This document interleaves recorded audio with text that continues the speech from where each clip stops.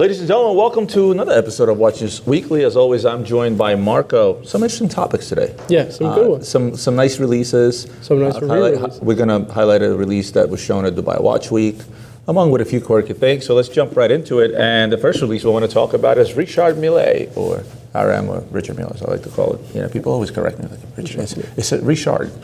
It's clearly Richard, okay? It's America, Jack. It's Richard. No, but it's French, or whatever. It's but fine. This is America. Yeah. I know it's supposed to be Richard Mille, right? Anyway, they just announced the new RM2102, which is the Tourbillon Aerodyne, all right? Black and white colorway, looks uber futuristic, I would say, right? Looks in line with some of their current designs, right? Quartz TPT, carbon TPT, and titanium. All these metals now all mixed in. Yeah, so as far as I know, it's the case is carbon, white and black carbon, and then like the suspending bridges essentially are titanium. Exactly. Now, what's so special about this new 2102? Let's start with the fact that the Aerodyne was never a hot seller. Never. It was, we called it a doggy dog. Nobody ever wanted it. I remember the one they came out with like a baked tone finish. It was a gray piece, okay. Kind of like the Tittlets, the RM11 Tittlets. And then they made a red one, red TPT one, never really took off. This, to be fair, I think something that would took off minus its retail tag price of $928,000. Yeah, and that's probably, I would say, why they weren't the most popular, right? These were, tourbillon RMs, which naturally tend to have a higher price point, and this was one of the higher price point tourbillon. Well, let's justify that because there's a reason why it's so high priced, because the horology is there. Let's talk about the horology. Yeah. So at least the original 2102s specifically tended to use orthorhombic titanium is what it's called. Don't ask me why it's called that, but sounds essentially it's like a space grade titanium, and the way that they designed this movement is actually extremely innovative in that you would just remove that kind of plate, and then from there you could service the movement without ever having to take out the dial, the hands, etc. Tourbillons being one of the longer movements to service just because they require a lot more fine tuning. So this would allow the service intervals to be dramatically reduced. Right, and you could service the watch outside of messing with the tourbillon, in theory. In practice, you send a watch to Richard Mille. It's still going to be hi, how long will it take to service my Richard Mille? It's like the cable company. We'll get back to you. We'll be there between 11 a.m. and next Thursday kind of thing, right? With Richard Mille, it's like, yeah, we'll be done somewhere between the years of 2028 to 29, right? So let's read this off real quick. So the new RM2102 Tourbillon Aerodyne, his main plate is crafted from Haynes 214. I don't know where they come up with these names. It's an alloy consisting of nickel, chromium, aluminum, and iron that is capable of withstanding temperatures in excess of 955 degrees Celsius, 1,751 degrees Fahrenheit. The geometric honeycomb pattern on the Haynes 214 main plate provides extreme stiffness with a low thermal expansion coefficient. What I'd like to know is, did they bake the watch with everything in it, or just the plate? Just the plate. That's what I want to know. So what's interesting about this is the practical application of it. For me, so we've seen before actually an RM Nadal has been to space before. And when I think of their use of materials, by the way, this also features a function selector, not to mention a torque indicator, power reserve indicator. I believe it's 70 hours Beautiful of power. Watch. I mean, it's actually really, it's like a cookies and cream RM. Maybe that's just the Oreo. My stomach speaking. Yeah, it's like an Oreo RM. Yeah, good call on that. Yeah, I'm not going to crack a fat joke, Marco. that's okay. So yeah, in fairness, like I think about the practical application of this, and I'm thinking, maybe this is RM wanting to take a watch to space, and this would be pretty damn cool if they could achieve that with more models. I think this is the best Aerodyne to date that they made. The other ones were just not attractive. They were just weird combinations, like rose gold with gray carbon. It was such a strange mix. I mean, the kind of more traditional case metals were okay, but these have never been the most popular models. And in fairness, it's a very busy dial. There's a lot going on. The tourbillon cage is very, very weird. What is the story with that almost spiderweb-like tourbillon cage? That's the part I don't understand. Yeah, why? so it's made for shock resistance, right? So this provides additional shock absorption, which allows it to obviously be worn when playing various kind of sports, right? Strictly from aesthetics, I love the way that you almost have a TPT case outlined with ceramics on the outside. Mm-hmm. I like the little splash of colors in the torque indicator and the power reserve indicator. Overall, I think aesthetically this is gorgeous. Price tag, but then again, why are we so shocked? It's nothing shocking. You know what I mean? This is what we've come to expect. There are chronographs at $200,000+. So why are we so shocked? But I think I give it definitely a big A+. Let's move on to the next topic, being h.moser. Now I know you like Moser, and the topic is h.moser & Cie is fired. But fired by fire, of course, we mean the new baked dial. To be fair, you think of Moser, what's the first thing you think? You think dials. Right? Yeah. You automatically just you think Moser, you think probably one of the most gorgeous dials out in the market today.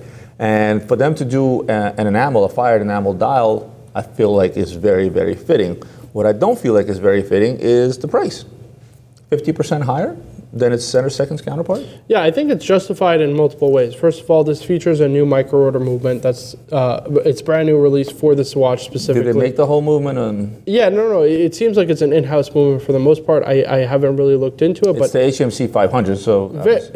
Listen, it's a good-looking movement, and again, you have to give them credit if it is a new movement for this watch. Not to mention the dial, right? This particular dial is spectacular. It's actually, I'm sure, difficult for them to produce. Probably has high rates of failure, and actual effect is just spectacular. Is the sub-dial fired enamel as well, you think? I don't think so. I don't think that's definitely not fired enamel. Look, I like the whole surface of the moon look. Mm-hmm. For the most part, you think enamel, you think of that high gloss. But the problem is if they went high gloss, it would have been just like any other Moser dial that's non-enamel. Yeah.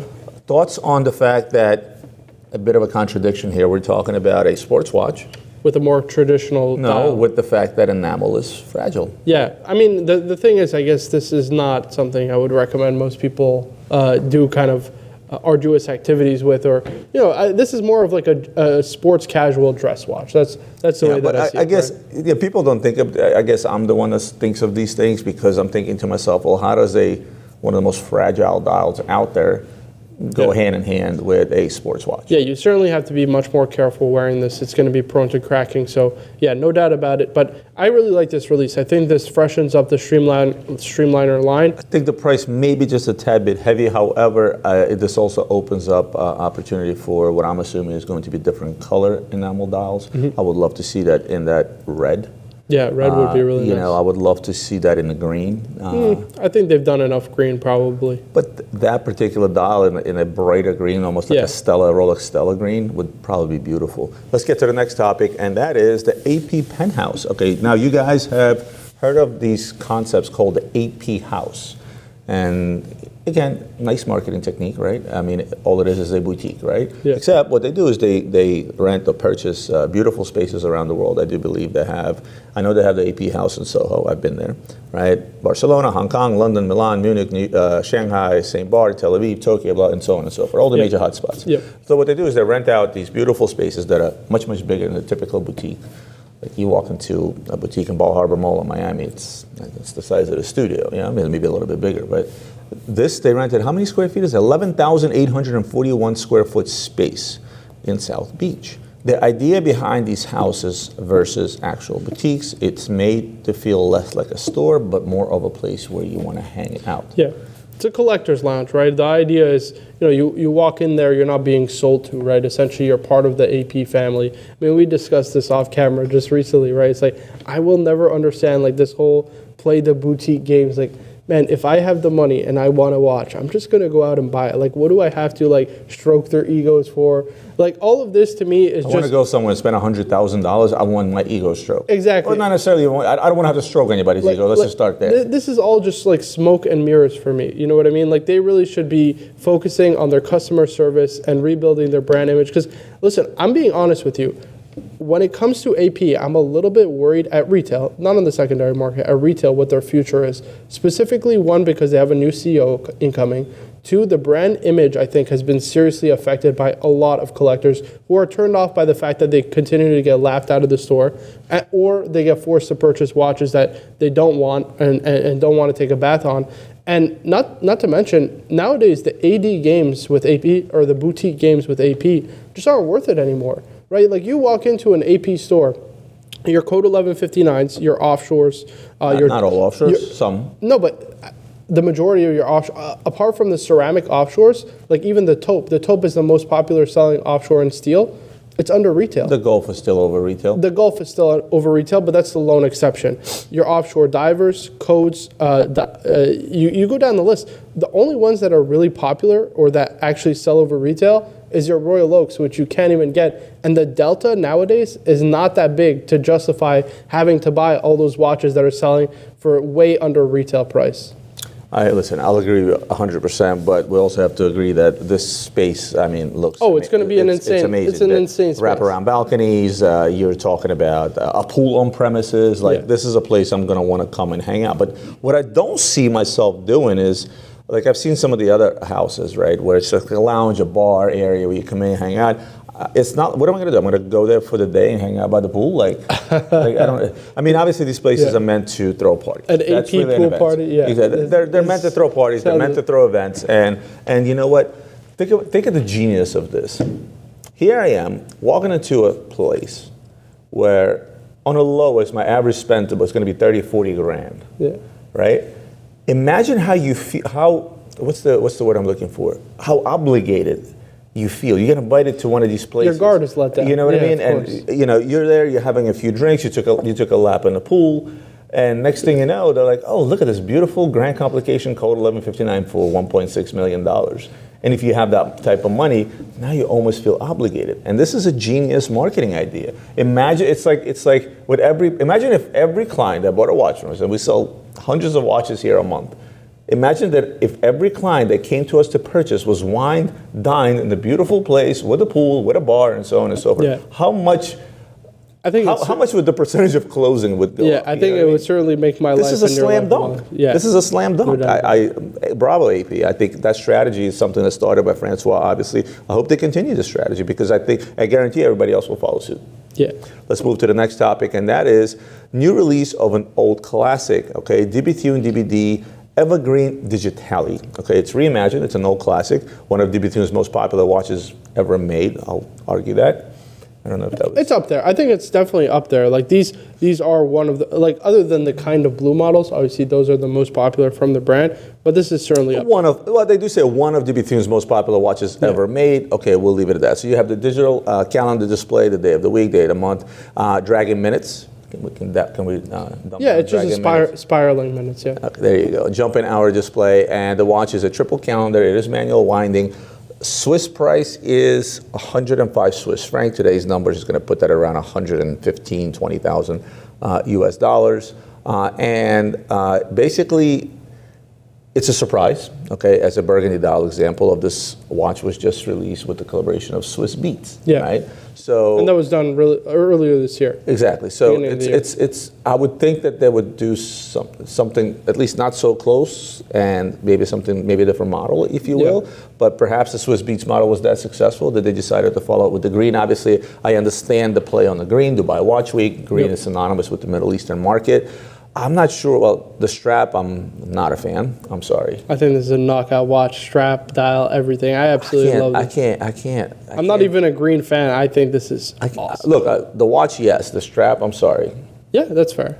You know, I mean, it's giving me and not that there's anything wrong with IWC pilots. I love them, but it's giving me a $10,000 pilot watch. Yeah, I get that. Anyway, it's like that. I feel like crocodile.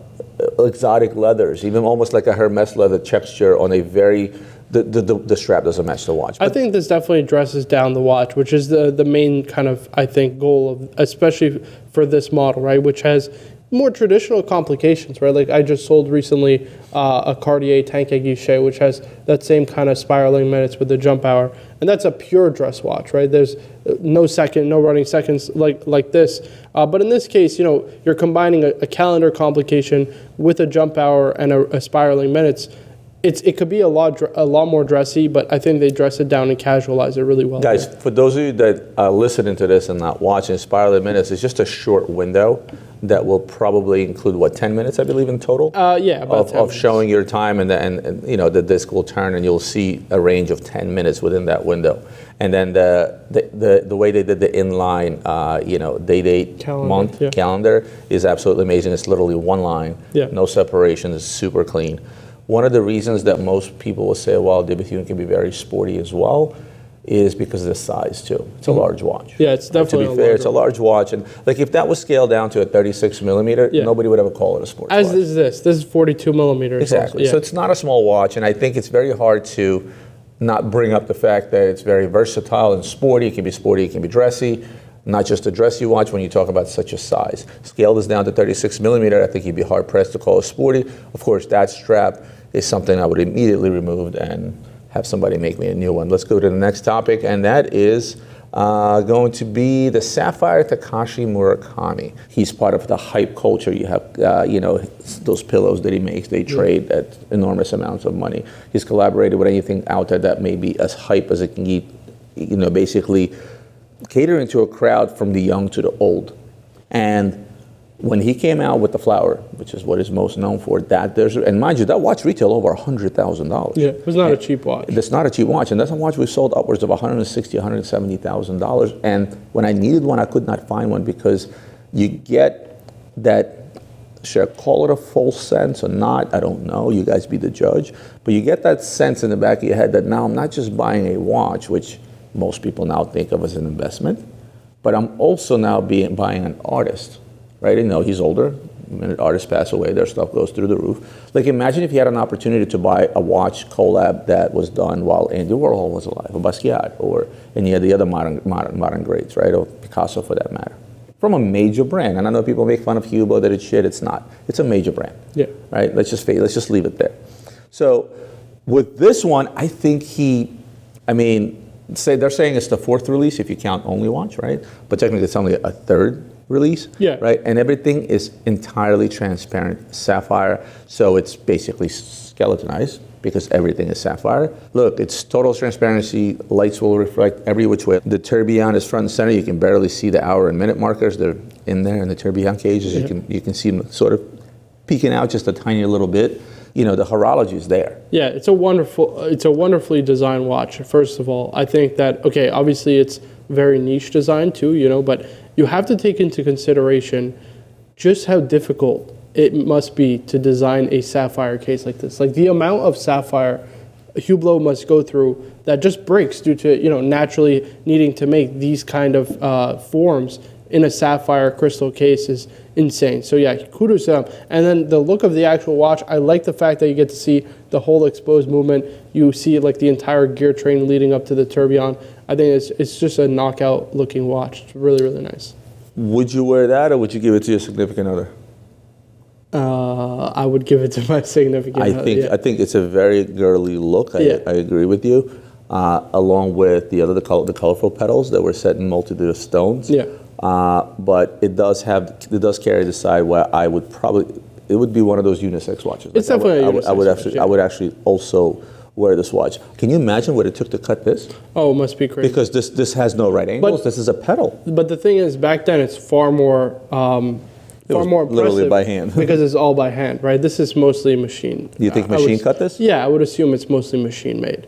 As is like the Jacob & Co. Sapphire, Bugatti watches in sapphire. They're machine made. Just goes to show how strong Takashi is.